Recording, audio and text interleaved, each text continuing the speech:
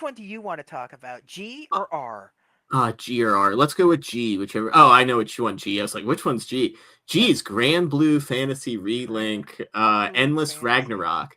If you heard me during all of our Summer Games Fest coverage, get ready to hear about it again because I have finally put in enough hours to talk about this game. And woof, boy, I'm glad that I played the original game. And if you're not aware, Endless Ragnarok here is sort of a, let's say, expansion. Let's say a 1.5, right?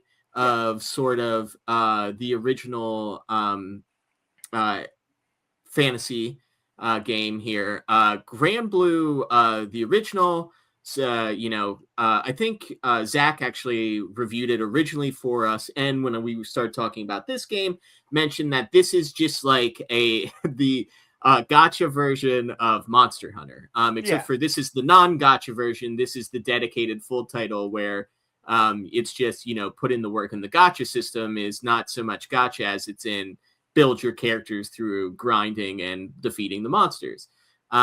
This takes that base game, which was already, probably a 60-hour main story plus a 40-hour bunch of updates and online mode stuff, and then adds that basically back to the game again. The big talk when I was at Summer Games Fest was that it adds about 20 to 30 hours guaranteed of new content for returning players, even if they have finished every drop of the original game. And boy, howdy, I put 20 to 30 hours into it before I even got to what I would claim to be like the start of this update.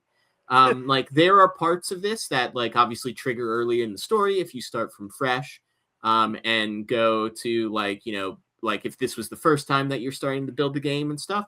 The conflux mode starts earlier on. There's certain unlocks of characters that you build. But yeah, I'm somebody who thought I had completed the game. As far as I was concerned when I played the game all the way back in the day. But apparently I never got through like 2.5 of those updates or something worth of content. So you get through that, and then you get to the endless Ragnarok part where you get the summons and all the new story content, and all of these additional fights and all this stuff that you're seeing in some of this trailer. And I mean, honestly, like a lot of content. Again, if you played every drop of the original, it is here with more, with 6 brand new characters. The one that I played the most with is Magnolia. She was one of the sort of anti-heroes in the first game, one of the antagonists. If you played the original, and then she and her other cohort, I can't say that word. Cohort. The other cohort, thank you, become playable characters in this with some new characters, plus like there's characters that are involved in this sort of new chunk of story. And man, there is just, again, it was an incredible game before. It is still an incredible game. My only real sort of complaint with this is that it is sort of hard to queue online stuff still. They did add in this sort of expansion the addition to global queue. So now you can choose your mission and queue globally as opposed to just regionally. And what was the other thing that they added with like some of the multiplayer stuff? Oh, they added increased difficulty. So like if you could do like random quests where you jumped in and joined people, it would now sort of skew towards the newer missions and stuff like that. If you had already put in some of work into the original game. And then obviously the conflux mode, which is a completely new single player experience. Which is kind of like a roguelike, where you are defeating some monsters in some levels, and then you're doing some like, grab all these things in this map in a certain amount of time, or, fight a certain amount of characters with only a certain amount of move sets or something like that. Basically just a randomized floor with a randomized objective to do, and these would then basically take your characters and push them even stronger, as well as their weapons. Like, honestly, it's one of those where if you're a Granblue fan and you haven't already bought this, I'd be surprised. It is, it is hours. I'm talking like probably 100 hours worth of content easily if you played the first game. Like, the 20 to 30 hour estimate felt like a safe bet. Like, there is so much to do. You will go in here and immediately start upgrading characters. Your like strength gain feels immediate. By the time you get to like when the summons are added, like you're already feeling like you're in beast mode. Playing online these bigger monsters, and sort of these bigger fights with objectives, like needing to really find positioning and stuff like that. I think that's the thing that I like about Granblue is like I never was an MMO player, but I always felt kind of jealous of DPS and tanks in MMOs where it was like all about positioning and like making sure that you're getting certain spells out. And this kind of feels like that, but it's like real time action. So like, Maglia there, the one with all the blade work, is sort of like an off support. So being able to like deal a bunch of damage and move my damage around, and then also set up sort of areas of invincibility for my team to fight under, and being able to heal groups depending on how I built my characters. It's like you can basically take any of these characters and put them into just about like 3 out of like the 5 major sort of archetype roles in an RPG. And it's cool because you can build whichever ones you want. Now you can borrow your best friend's OP character that they spent 300 hours in, and they only play as that character, to go on your quest with you if you want. And then, go online and think that you're hot stuff, and then watch somebody 30 levels under you dance around the battlefield like you think they might be a bot, but they're a human. So it's wild. It's a really good RPG. This just continues the story. Again, if you didn't experience the game beforehand, we're talking probably 200 hours. Like, you should have started it back at the beginning of the summer. You don't have enough time to finish it Too before late school now. starts. Yeah. Yeah. There is a lot of game here. And there is a demo.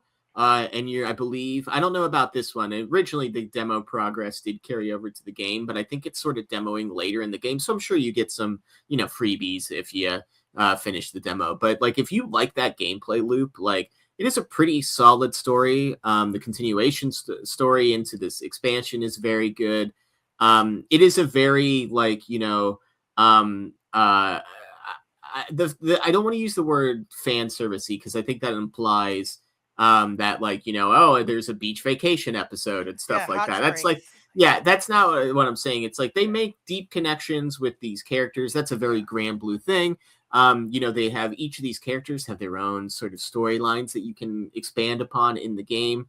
And then plus like the community that you're supporting and sort of building around in this game. Like, you learn a lot about the sort of like NPCs, and then they help you out in the summon mode too. So it's a lot of like building on itself. It is, the original game is like falling in love with this town and helping to rebuild this town and look out for its future. And then Endless Ragnarok is what happens when that future comes, and that like you need to help make sure that the place is once again safe and whatnot. And Cygames makes good games. Like, this was a project that kind of flailed for a little bit beforehand, and then was so successful that people wanted so much more that they were like, we don't have enough time to make a game 2. We just need to make an expansion to this one. So here we are, and it's really good. Like, you could release a new game, like an action RPG, and I don't think you're competing with this game from, gosh, I don't know when the original came out, but yeah, it is well worth your time if you're a fantasy RPG, action RPG fan. Yeah. Never touched one of these. So. Oh, I mean, now, hey, now's the time. Honestly, now's the time. And like, even that being said, like, it's crossplay on everything too. So like, this is on Switch too. Yeah. So, and Switch 2 has the quality of being the only one that has local multiplayer available. Really. So yeah, so if you happen to come across another Switch 2, or if you and a buddy locally like want to play co-op, you can just ad hoc locally and play some of this, and then you can hop Game online with your PS5 chat. PS4 friends. and PC.